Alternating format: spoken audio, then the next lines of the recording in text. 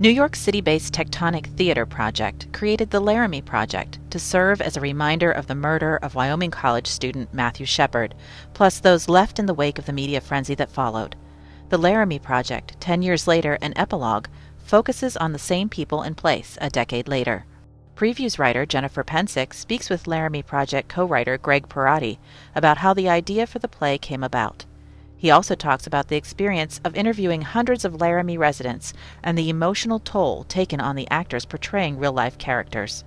The Laramie Project comes to Eisenhower Auditorium October 6, 2010. The Laramie Project, 10 years later, an Epilogue, is on stage the following evening. Well, I know just with the evolvement of Laramie, I know that, you've been with this since the very beginning. Can you talk a little bit about, how that's evolved over the past 10 years? We were in the process of doing Gross Indecency, and, we had run Gross Indecency for almost 2 years in New York, and it was coming to a close. And we were looking for other material. We were reading existing texts and trying to figure out as a company what we wanted to do next. And at that point, Matthew Shepard was murdered in Wyoming, and Moises sort of posed to the company the question, is there some part that the American theater can play in a conversation around current events, and suggested that we just go out and explore the possibility of writing a play. It wasn't even really an intention right at the beginning. We were just sort of going out to investigate and see whether a play could be made. And so we went out, we interviewed a lot of people. Everyone just kind of followed their own impulses and instincts and pursued the communities that they were most interested in. And when we came back, we did a workshop. We do a technique that was developed by Moises Kaufman and all the members of Tectonic Theater Project called Moment Work. And we did a moment work workshop using the material that we had gathered, and then we did an initial reading for some of our peers in the theater, and just got kind of a strong mandate from them that we absolutely had to pursue this and write a play about it. And so then we just continued back and forth. We would go out, gather more information, gather more interviews, come back, transcribe all our interviews, do another moment work workshop where we were developing scenes and what we call moments, and sort of piecing the piece together bit by bit in that way. We had to actually, we couldn't finish the play for over a year because we were waiting for the trials of Aaron McKinney to be completed. So the story wasn't even done when we were writing the play. So we were sort of just going along, and as things would develop, we would go out and do more interviews and then have more workshops. And it just was a dialectic back and forth between the research and the creation of the work over the course of ultimately about 2 years we spent writing the piece, or developing the piece. Mm-hmm. Well, how was that for you, I guess, emotionally, to kind of, go there and not just hear what happened, but talk to the people involved and, really get into the research that way? It was very frightening for Lee Fondakowski and I went out first, and it was quite frightening for both of us when we first went out, because basically all we knew about Laramie at the time was that it was a place where this young gay man had been murdered. And so that was really frightening. It turns out that Laramie is actually an incredibly welcoming and terrific community in many, many ways. And a lot of that was just a natural projection that we had because of this horrible news. But it was really scary, and Lee and I bonded pretty quickly. We didn't really know each other that well going into the project, and we became quite close. And we did a lot of our work together. But very quickly, we became quite attached to the community, and, there's a lot of really heightened emotion going around in the community at that time. It was very traumatic for the town, and people, it was sort of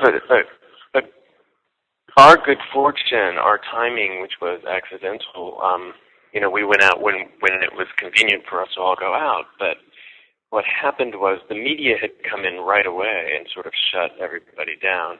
And so people were sort of frozen by this onslaught of media before they were really able to talk about and process their feelings around this. So when we showed up kind of a little bit less confident and aggressive than the media, sort of bumbling with our tape recorders, and we were sitting there kind of just patiently listening to people while they talked about what they had to talk about, and the word got out that we were people that were listening.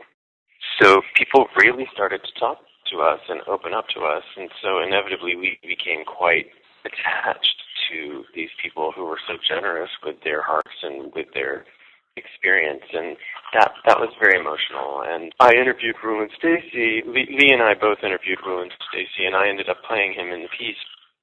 Ruland Stacy was the CEO at Poudre Valley Hospital, who sort of became this spokesperson.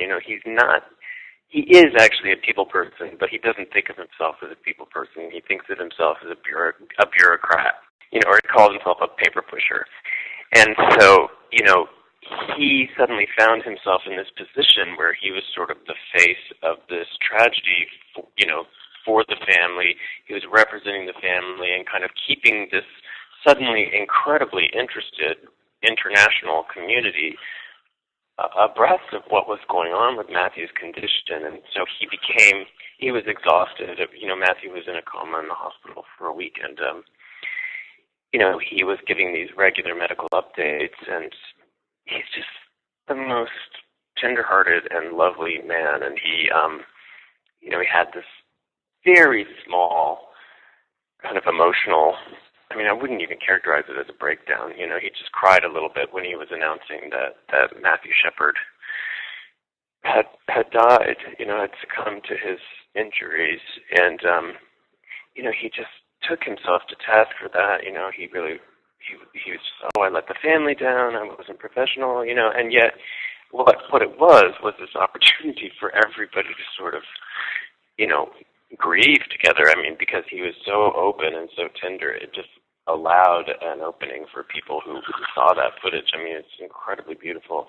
And so I play him in the piece, and it's always a very emotional moment for me when I have to reenact that experience, and it's not hard to become emotional because it's such a deeply painful situation. So there's all sorts of things like that. Father Roger, this incredible Catholic priest who was so supportive to Lee and me as we were kind of struggling with the ethical questions of representing all of these people. And, he was just very, very loving and supportive. We're both queer, and he was like, this Catholic priest who initially we were quite worried about meeting because we had ideas about the Catholic Church, and, he just ended up being our biggest advocate. And, we were rehearsing that scene yesterday, the scene where Lee and I go and talk to Father Roger. And I become Father Roger, and I deliver the scene to Kelly Simpkins, who is also a lesbian who plays Lee. And, we can barely get through the scene because, she was also in the original company. And, he's just pouring all of this love onto these two, scared queer people. And it's just, it was the first time we'd rehearsed it for 10 years, so that was emotional too, but it was kind of embarrassing. The rest of the company was like, all right, get on with it, kid. I know, don't start crying.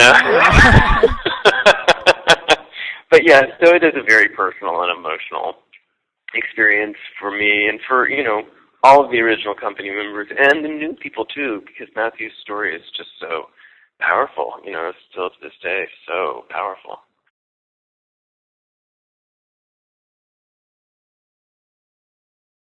Tickets are on sale for both Laramie plays at Eisenhower Auditorium. Order online at www.cpa.psu.edu or by phone at 1-800-ARTS-TIX.